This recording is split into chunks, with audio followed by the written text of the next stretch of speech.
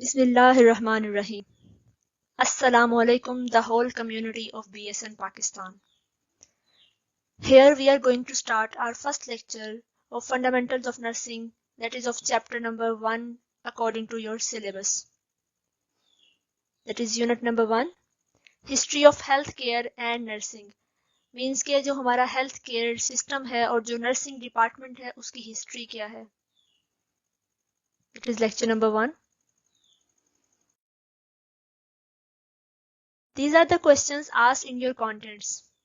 We will see them one by one. Summary of ancient cultures, site of healthcare in ancient cultures, Islam and nursing, founder of nursing, historical perspectives of nursing, nursing in Mughal period, nursing defined by different scholars, definition of nursing by World Health Organization, types of nursing educational programs, history of nursing education in Pakistan. We will cover all these questions in this lecture. Let's start from question number 1. Question number 1. Summary of ancient cultures. Means के ancient cultures में किस तरह से जो health department था और nursing health care system था ये किस तरह से जो था डेवलप हुआ था. Early civilisation. In early civilization, the Egyptian era is best known for advancement in every walk of life. Egyptian physicians are believed to have specialized in certain diseases such as internal diseases, fractured bones, and wounds. They used to hire women to assist childbirth. These women were the first recorded nurses. अगर आप Egyptian history पढ़ें तो Egyptian history के अंदर आपको बहुत सारी ऐसी चीजें मिल जाएंगी जो अभी भी अगर हम देखें तो हम हैरान हो जाएं उनको देख के. उन लोगों ने हर फील्ड में इतना काम किया कि अभी भी हमारी अकल जो है वो हैरान हो जाती है. हम परेशान हो जाते हैं कि ये चीजें किस तरह से बनाई गई थी. तो उस वक्त जो हेल्थ सिस्टम था वो भी कोई इतना अनप्रिविलेज्ड नहीं था. वो लोग जो थे वो हेल्थ केयर करना जानते थे. सर्टन इंटरनल डिजीजेस थी और फ्रैक्चर्ड बोन जो उन लोगों की होती थी उसको वो ट्रीट कर लेते थे और बहुत अच्छे तरीके से ट्रीट करते थे. एज दो उनके पास उस वक्त वो फैसिलिटीज नहीं थी, वो स्टरलाइजेशन वगैरह और उस तरह की टेक्निक्स नहीं थी उन लोगों के पास, लेकिन वो ट्रीटमेंट जो था वो कर लेते थे और केयर भी प्रोवाइड करते थे. दूसरा, उस दौर में जब डिलीवरी होती थी किसी फीमेल की तो उस वक्त वो क्या करते थे, सर्टन जो स्पेसिफिक फीमेल्स होती थी किसी भी एक स्पेसिफिक एरिया की, तो उन फीमेल्स को वो बुला कर लाते थे कि वो जो है असिस्ट करें फीमेल को ड्यूरिंग द डिलीवरी. तो वो वुमेन जो थी सबसे पहले उनको फर्स्ट रिकॉर्डेड नर्सेस कहा जाता है. Then comes to Greece. The Greeks believed in Apollo. They called him god of healing and prayed to him for magic cures for their illness. आप लोगों ने अक्सर पढ़ा होगा बहुत सारी जगहों पर कि जो ग्रीक लोग थे उनको कहते हैं कि उनके ग्रीक गॉड्स होते हैं बहुत ज्यादा, ठीक है, और हर चीज के लिए डिफरेंट गॉड उनका होता है और वो उसी से प्रे करते हैं स्पेसिफिकली. तो उनका ये मतलब बिलीफ था ग्रीक लोगों का कि जो अपोलो है गॉड उनका, वो मैजिकली क्योर कर देगा किसी भी पेशेंट को. और उनका ये भी मानना था कि उस दौर में जब वो लोग ये प्रे करते थे कि अगर कोई बीमारी अगर आती है तो वो सिर्फ इस वजह से आती है, इसलिए बीमारी आती है किसी भी पर्सन के ऊपर कि वो गलत काम करता है, और अगर कोई बीमार नहीं होता तो मतलब ये कि वो बहुत अच्छा है. तो वो हमेशा ये प्रे किया करते थे कि हमें जो है डिजीज ना आए, और वो कोशिश करते थे कोई गलत काम उनसे ना हो ताकि उनको डिजीज जो है वो ना अटैक करे. तो फर्स्टली हिपोक्रेटिस था जिसने कहा था कि डिजीज के नेचुरल कॉजेज होते हैं, मैजिकल कॉजेज नहीं होते हैं. कोई मैजिक कर दे तो डिजीज नहीं होती है, कुछ आप बुरा कर दो तो डिजीज नहीं होती है. हाँ, आपकी सर्टेन हैबिट्स होती हैं या आपके इन्वायरमेंट में सर्टेन ऐसी जो वेरिएशंस आती हैं उनकी वजह से जो है डिजीज डेवलप करती है.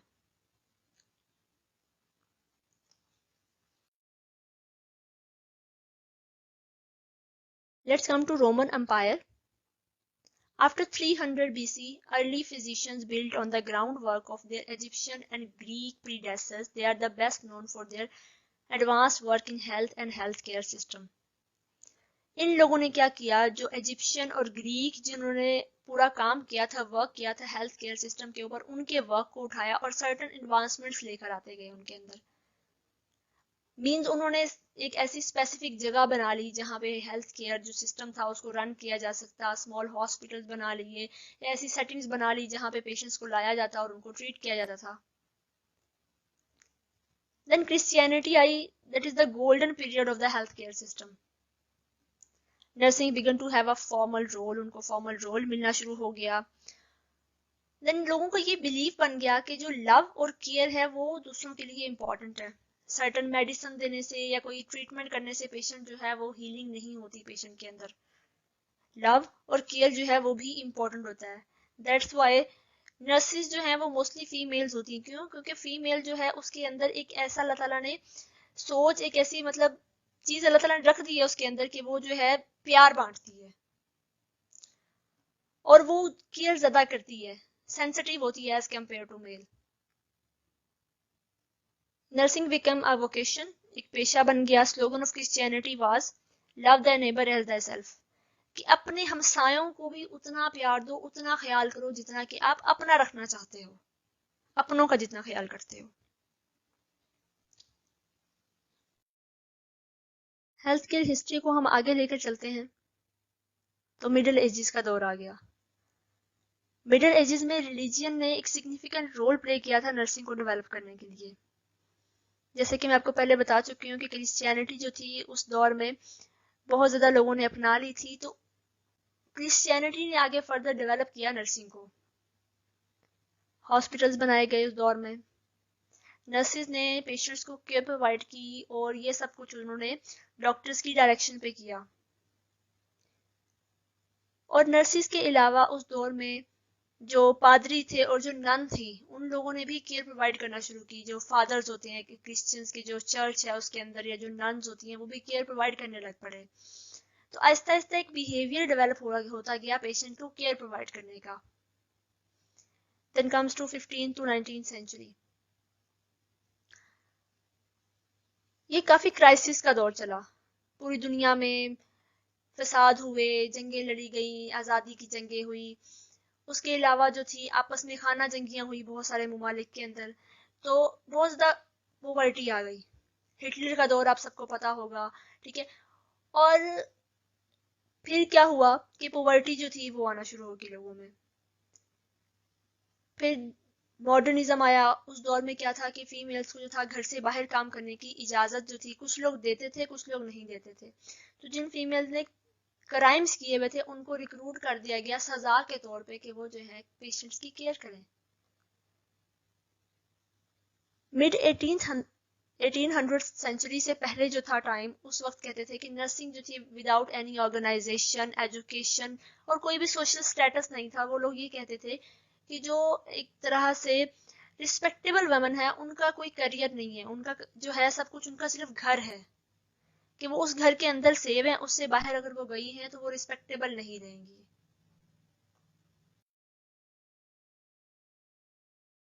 Then comes to period of Florence Nightingale, the brightest period in the field of nursing. Florence Nightingale कौन थी? Florence Nightingale first modern nurse थी। इन्होंने नर्सिंग प्रोफेशन में एक रेवोल्यूशन लेकर आई। बहुत काम किया इन्होंने। इनको गार्जियन एंजल या एंजल ऑफ मर्सी कहा जाता है, क्योंकि इन्होंने क्राइमियन वॉर में बहुत ज्यादा काम किया था। उस वॉर में इन्होंने अपना दिन और रात पूरी तरह से सर्व किया था पेशेंट्स को। नर्सिंग प्रोफेशन के लिए रिस्पेक्टेबिलिटी लेकर आई थी ये। Nurses were viewed as noble, compassionate, moral, religious, dedicated and self-sacrificing. जैसा कि मैं आपको बता चुकी हूँ, क्राइमियन वॉर में इन्होंने बहुत ज्यादा काम किया था। वहां पे इन्होंने क्या किया था कि पेशेंट्स को इन्होंने केयर प्रोवाइड की थी उनके इन्वायरमेंट को बेटर बनाकर। जब किसी पेशेंट का इन्वायरमेंट बेहतर होता है, उसको केयर प्रोवाइड की जाती है, लव प्रोवाइड किया जाता है, तो उसके अंदर हीलिंग प्रोसेस जो है वो ज्यादा आना शुरू हो जाता है। वो कॉन्फिडेंट हो जाता है कि मुझे सारे लोग प्यार कर रहे हैं, ख्याल रख रहे हैं मेरा और मुझे ठीक होना है इनके लिए। तो जो सोल्जर्स थे उस वॉर में उनको केयर प्रोवाइड की थी इन्होंने। फ्लोरेंस नाइटिंगेल अक्सर रात को भी निकल जाती थी अगर कहीं पता चलता था कि पेशेंट जो है वो क्रिटिकल कंडीशन में, तो जाके उसको केयर प्रोवाइड करती थी अपनी पूरी टीम के साथ। तो इसीलिए इनको लेडी विद द लैम्प भी कहा जाता है।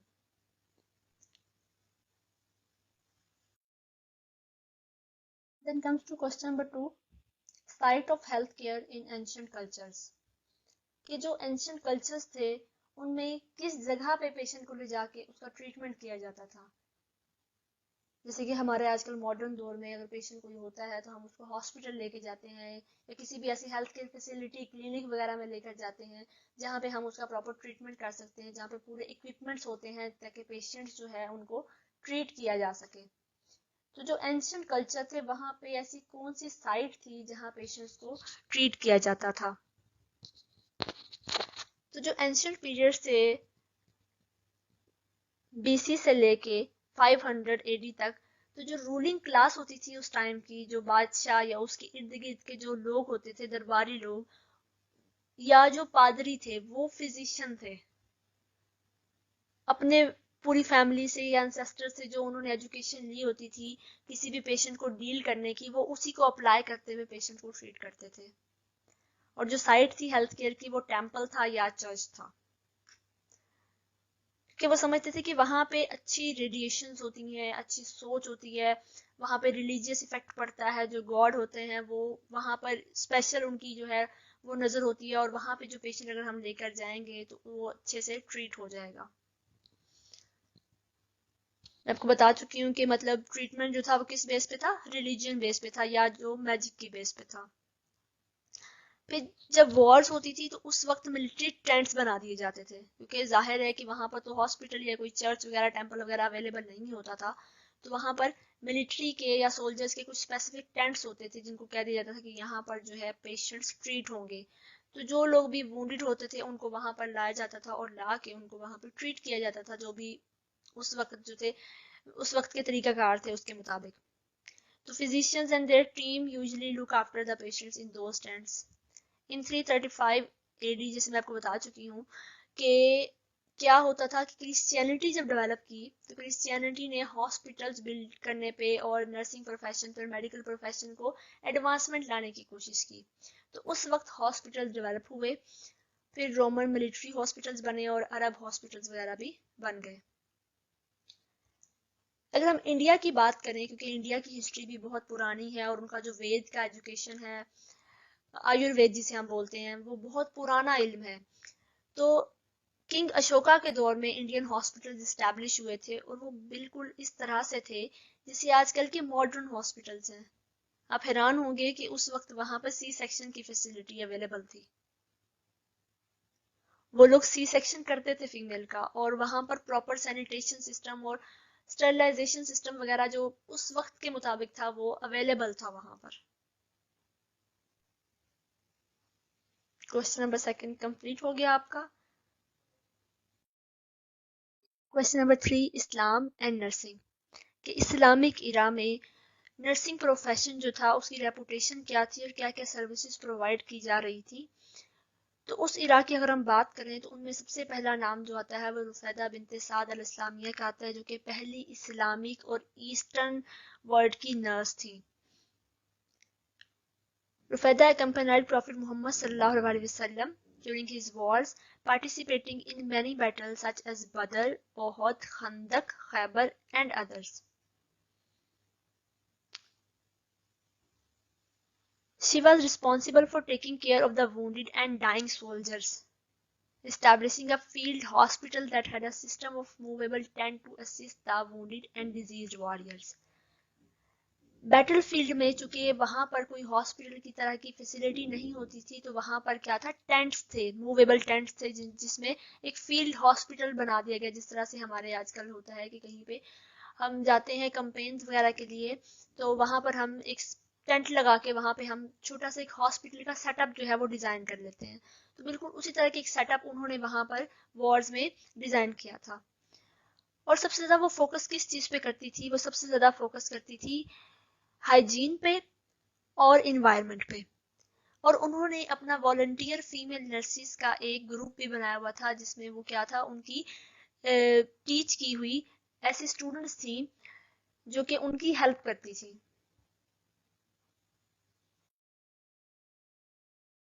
आगे चलते हैं तो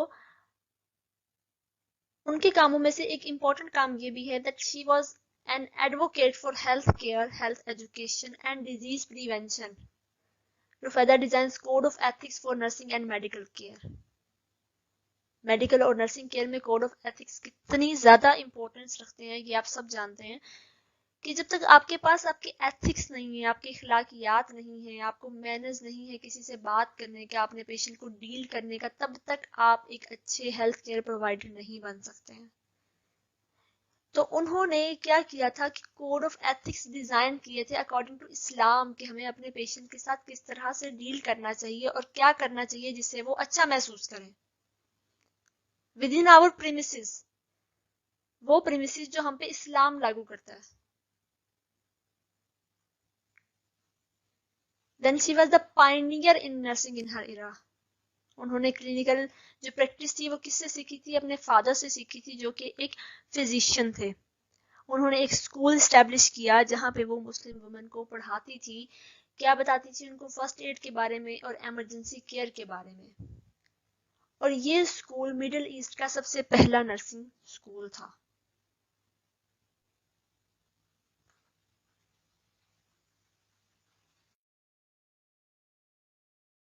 question number 4, founder of nursing.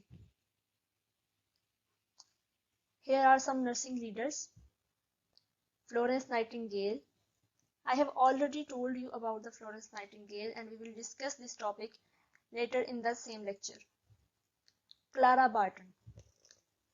Clara Barton was a school teacher who volunteered as a nurse during American Civil War. Lillian Wald.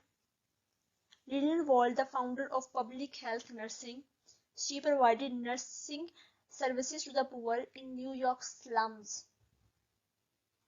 New York slums में इन्होंने पुअर पीपल को क्या किया था कि नर्सिंग सर्विसेज प्रोवाइड की थी, उनको उनका ख्याल रखा था, उनको फूड वगैरह प्रोवाइड की थी। Lavinia Dock, she was a political activist और इन्होंने एक बहुत बड़ा काम किया था। इन्होंने कहा था कि जो डॉक्टर्स जो हैं वो नर्सिंग प्रोफेशन को कंट्रोल कर रहे हैं तो उनको ये परमिशन नहीं होनी चाहिए कि वो नर्सिंग प्रोफेशन को कंट्रोल करें। नर्सिस के ही कुछ सीनियर लोगों को ये जो है वो परमिशन मिलनी चाहिए कि वो अपने डिपार्टमेंट को, अपने प्रोफेशन को खुद से डील करें और उसके प्रॉब्लम्स को खुद से रिजॉल्व करें, क्योंकि जो लोग इस डिपार्टमेंट के नहीं हैं वो इसके प्रॉब्लम्स को अंडरस्टैंड नहीं कर सकते हैं। Then comes to Margaret Sanger. She was the first nurse to develop a public birth control information clinic and she was imprisoned on this crime. Then comes to Mary Breckinridge. She was notable pioneer nurse in developing frontier nursing services. इन्होंने एक ऐसी NGO, एक ऐसा department establish किया था frontier nursing services के नाम से, जिसने क्या किया था कि डिवास्टेटेड फ्रांस जो था, जब फ्रांस में जो थी खाना जंगियां वगैरह शुरू हुई थी, उनकी वॉर्स हुई थी, तो वहां पर जो पुअर पीपल थे उनको फूड और इस तरह की जितनी भी क्लोथ्स वगैरह की फैसिलिटीज और उसके अलावा उनको हेल्थ केयर जो थी प्रोविजन वो भी उन्होंने प्रोवाइड की थी। तो ये सब जो थे ये पायनियर लीडर्स थे नर्सिंग फील्ड के, लेकिन इनमें से Florence Nightingale is the one who is known for the founder of modern. Florence Nightingale, founder of modern nursing, called as Lady with the Lamp due to her efforts in Crimean War. First nurse to exert political pressure on the government. इन्होंने government पे political pressure डाला था कि जो nursing profession है इसको further जो है हम एडवांसमेंट की तरफ लेकर जाएं, इसमें कुछ रेवोल्यूशंस लेकर आए, कुछ ऐसी सर्टेन हम चेंजेस लेकर आए कि ये जो प्रोफेशन है ये एक तो पब्लिकली जो है इसको एक्सेप्टेबल समझा जाए और इसके अंदर कुछ ऐसी रिफॉर्म्स लाई जाए कि जो लोग इसमें काम करना चाहें ये उनके लिए भी बेनिफिशियल हो। She was the first nursing scientist theorist for her work. उन्होंने कुछ लिखा था, कुछ राइटिंग्स थी उनकी, notes on nursing, what it is and what it is not. ये उनकी थ्योरी थी कि बताया जाए दुनिया को कि हकीकत में क्या चीज है इस प्रोफेशन में और क्या ऐसा है जो कि नहीं होना चाहिए इसमें. She was born to a wealthy family and believed that she was called by God to help others and to improve the well-being of mankind. She was given an honorarium of about 4,500 euro by a grateful English public. वो Crimean war में उन्होंने जो काम किया था, जब वो Crimean war खत्म होगी, जब वहां से वो वापस आई, तो वहां के जो सोल्जर्स थे, जो पीपल थे, उन्होंने एज अ गिफ्ट उनको 4,500 यूरोस दिए थे. तो उन्होंने क्या किया कि उस मनी को एक Nightingale training schools for nurses develop करने के लिए इस्तेमाल कर लिया, ताकि वहां से जो स्टूडेंट्स हैं वो ग्रेजुएट होकर निकले और फर्दर जो है नर्सिंग सर्विसेज प्रोवाइड करें. Question number 5, historical perspectives of nursing. कि कौन कौन से ऐसे फैक्टर्स थे जिन्होंने इस बात को यकीनी बनाया कि जो नर्सिंग फील्ड है वो एस्टैब्लिश हो जानी चाहिए. तो सबसे पहले हम देखते हैं women roles. As you already know that from the beginning of the time women have cared infants and children, thus nursing could be said to have roots in the home. कि हमारी जो फीमेल्स हैं वो शुरू से घर में care provide करती आ रही हैं. जब भी घर में कोई बीमार होता है तो फीमेल जो है उसके लिए खाना बनाती है, उसकी केयर प्रोवाइड करती है, उसके रेस्ट का ख्याल रखती है. एज अ वाइफ जो है वो अपने हस्बैंड का ख्याल रखती है. अगर वो बीमार होता है उसको ट्रीट करती है, उसके बच्चे होते हैं तो उनको ट्रीट करती है. अगर वो एज अ डॉटर है तो अपने घर में अगर उसके फादर या ब्रदर में से कोई अगर बीमार हो जाता है तो उनको केयर प्रोवाइड करना होता है, क्योंकि पूरे घर का जो एक सिस्टम है हमारे यहाँ, तो वो फीमेल जो है उसको स्टैब्लिश कर रही होती है. तो वो जो केयर प्रोवाइड की जाती थी, तो वो केयर जो है वो एक्चुअल में क्या है, वो नर्सिंग है. Generally, the care provided was related to physical maintenance and comfort. तो उन लोगों को comfort provide की जाती थी. Then religion. तो religion ने भी मैं आपको बताया है कि significant role play किया था नर्सिंग को डेवलप करने में, जिनमें सबसे ज्यादा कौन था religion था, Christianity था. Christianity which exerts its effect over care provision to people. It gave the values like self-sacrificing, spiritual calling and devotion to duty and hard work. Christianity ने ये थॉट डेवलप की थी लोगों के अंदर कि जो केयर प्रोविजन है वो आपकी रिस्पॉन्सिबिलिटी है. अगर आप अपनी रिस्पॉन्सिबिलिटीज को पूरा करते जाओगे तो क्या होगा कि आपकी सोसाइटी जो है वहां पे एक अच्छा एनवायरनमेंट क्रिएट होगा और डिजीज लोगों की जो प्रोपोर्शन है वो ग्रेजुअली क्या होगी, कम होना शुरू हो जाएगी. वॉर.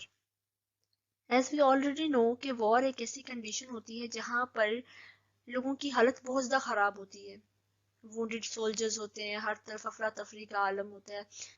तो एक ऐसा एनवायरनमेंट जहां पर इतने सारे लोग इस तरह की हैपहैजर्डली जो है वो डिस्टर्ब हो, तो वहां पे एक ऐसा बिहेवियर डेवलप कर जाता है कि हर कोई दूसरे का ख्याल रखने की कोशिश कर रहा होता है. तो 15th सेंचुरी से लेके 20th सेंचुरी तक पूरी वर्ल्ड जो है वो बहुत ज्यादा क्राइसिस में रही है. बहुत ज्यादा वॉर्स हुई हैं, बहुत ज्यादा लोग जो थे वो डेथ हुई हैं. तो वॉर जो थी उसने एक ऐसा बिहेवियर डेवलप कर दिया था लोगों के अंदर कि केयर प्रोविजन जो है वो हर किसी की रिस्पॉन्सिबिलिटी है. तो उस बिहेवियर को स्ट्रेंथ किसने दी, नाइटिंगेल के बिहेवियर ने ड्यूरिंग द क्राइमियन वॉर. उन्होंने जो केयर प्रोवाइड की लोगों को, तो उस केयर ने ये इम्पैक्ट डाला लोगों पे कि केयर जो है अगर हम दूसरों को प्रोवाइड करेंगे तो इससे क्या होगा कि हमारी पूरी सोसाइटी जो है वह बेटरमेंट की तरफ आएगी.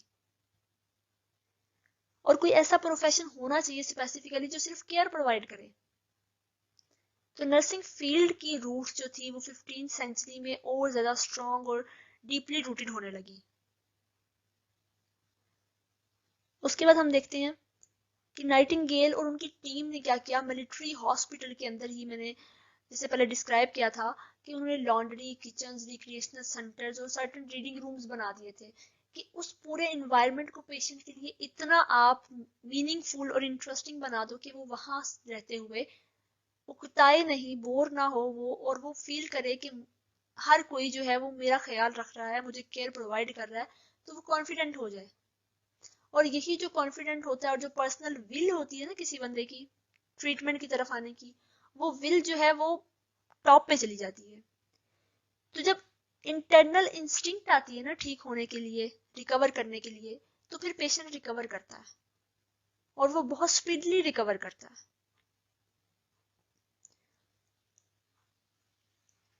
सोसाइटल एटीट्यूड्स, सोशल एटीट्यूड्स के बारे में पहले क्या था, एंशिएंट कल्चर्स में वो कहते थे कि जो फीमेल है उसका सिर्फ वो तब तक रिस्पेक्टेबल वुमन कंसीडर की जाएगी जब तक वो अपने घर के अंदर है। वो घर से बाहर निकलेगी तो वो गलत कामों में पड़ेगी। फीमेल के करियर को, उसकी एजुकेशन को बहुत बुरा समझा जाता था। लेकिन Aahista Aahista Aahista Aahista with the development क्या हुआ कि लोगों की ये सोच बदलना शुरू हो गई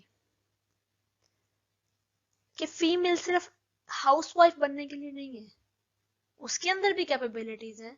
कि अगर आप अपनी पूरी कम्युनिटी की, फॉर एग्जाम्पल हम अपने कंट्री की ही बात करें तो 50% अगर हम कहते हैं कि फीमेल्स हैं, 50% मेल्स हैं, तो हम सिर्फ अगर मेल्स को कहते हैं कि वो काम करें, तो हमारी 50% जो पॉपुलेशन है वो तो घरों में बैठी है, उनके पास भी ब्रेन्स हैं।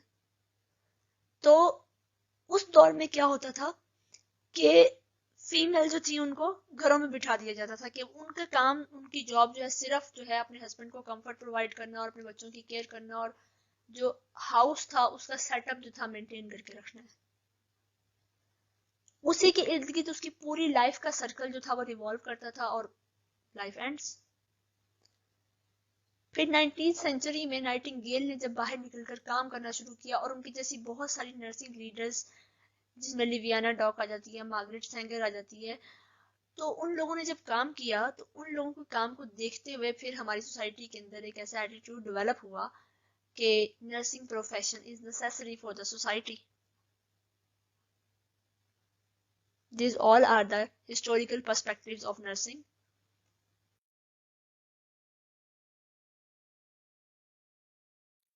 Question number 6.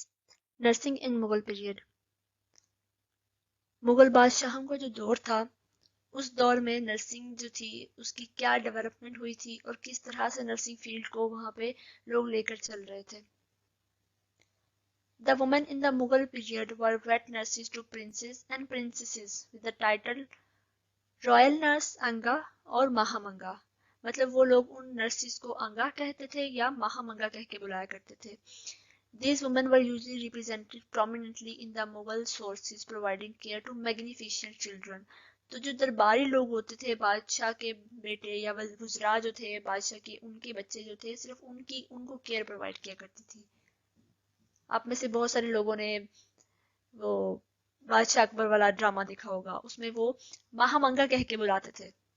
तो बहुत सारे लोगों को नहीं पता कि वो जो वेट नर्सिस होती हैं या जो दाइया होती है, तो उसको महामंगा कह के बुलाया करते थे।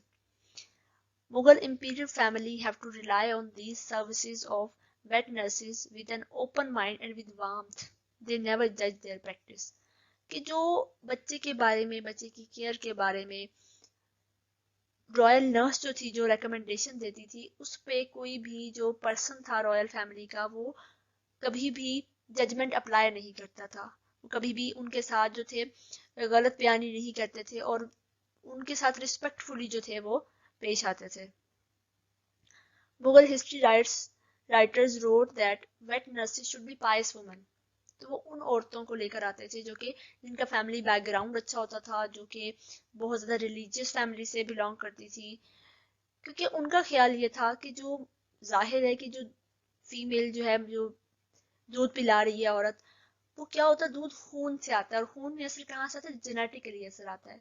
तो जो हैबिट्स उस फैमिली के पिछले लोगों की होंगी, वही हैबिट्स उस फीमेल की होंगी और वही हैबिट्स उनके बच्चे में आएंगी।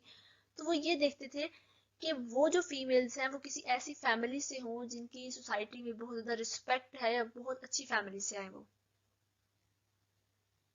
Abul Fazl in his Akbarnama explains that before selection vet nurses have to be even tempered and spiritually minded, कि उनका जहन जो है वो बहुत अच्छे से जो है ऑर्गेनाइज वे में हो, उनकी थॉट प्रोसेस बहुत अच्छा हो और वो किसी भी मामले को बहुत अच्छे से समझ सकती हो।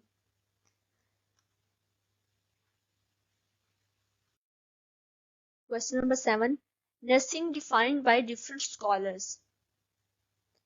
हम डिफरेंट स्कॉलर्स की दी हुई नर्सिंग की डेफिनेशंस पढ़ेंगे। The first one is by Nightingale, the act of utilising the environment of the patient to assist him in his recovery. तो आप इस डेफिनेशन को दो पार्ट्स में डिवाइड कर लें ताकि आपको याद करने में आसानी हो जाए। The act of utilising the environment of the patient, first part आप इतना करें कि किसी भी पेशेंट के एनवायरनमेंट को यूटिलाइज करना to assist him in his recovery. Patient की रिकवरी के लिए, उसमें हेल्प करने के लिए हम अगर पेशेंट के एनवायरनमेंट को यूटिलाइज करते हैं तो क्या होगा, वो नर्सिंग है।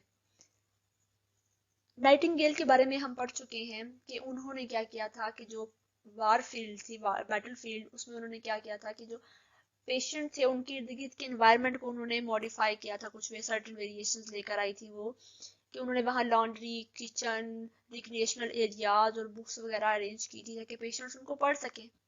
तो क्या किया उन्होंने, उनके एनवायरनमेंट को यूटिलाइज किया to assist him in their recoveries. Got it?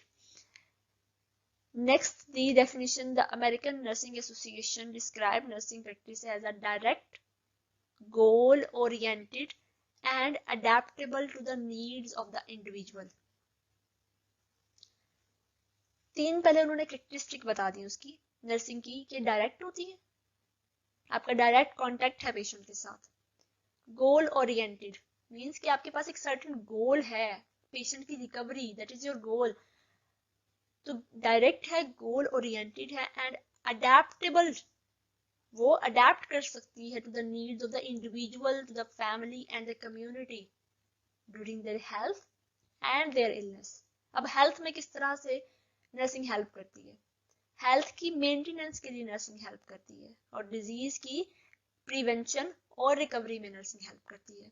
तो क्या होगा, direct, goal oriented and adaptable to the needs of the individual, family, community during health and their illness. Done?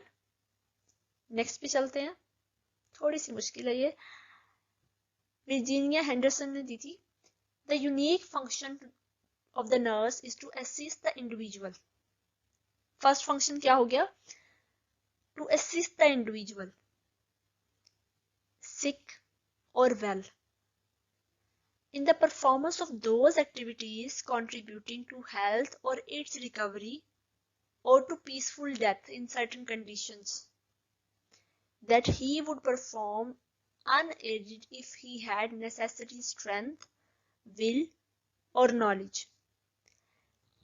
कि नर्स का जो यूनिक फंक्शन क्या है कि इंडिविजुअल को असिस्ट करना, either he or she is sick or well, in the performance of those activities contributing to health or its recovery or the peaceful death that he would perform unaided, जो वो बगैर किसी की help के कर सकता था, वो काम उसको करवाने हैं हमने।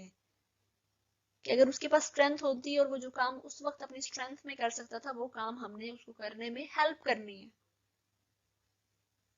ठीक है, question number 7 done. Question number 8, definition of nursing by World Health Organization. Nursing encompasses autonomous and collaborative care of the individuals of all ages. तो कीवर्ड आपका क्या होगा इसमें, care of individual of all ages. Autonomous means जिसमें nurse अपनी understanding, अपनी education की base पे, जो उसको अपनी एजुकेशन की बेस पे बेटर लग रहा है वो क्लाइंट के लिए करे, खुद मुख्तारियत से। Nursing encompasses autonomous and collaborative care of the individual of all ages, families, groups and communities sick or well in all settings. वो हेल्थ केयर फैसिलिटी की सेटिंग हो सकती हैं, वो कम्युनिटी की सेटिंग्स हो सकती हैं, वो किसी टर्शरी केयर हॉस्पिटल्स की सेटिंग हो सकती हैं, जहाँ पे एक कोलैबोरेटिव और ऑटोनमस केयर प्रोवाइड करनी है इंडिविजुअल्स को of all ages, families, groups and communities sick or well in all settings. It includes the promotion of health, the prevention of illness, and the care of ill, disabled, and dying people. Got it? Question number 9. Types of nursing educational programs. Nursing educational program की types क्या हैं? किस तरह से nursing education जो है वो initiate होती है और किस तरह से आगे फर्दर जो है ये डॉक्टरल लेवल तक जाती है. फर्स्ट ऑफ ऑल हम नर्सिंग एजुकेशन की डेफिनेशन करेंगे. नर्सिंग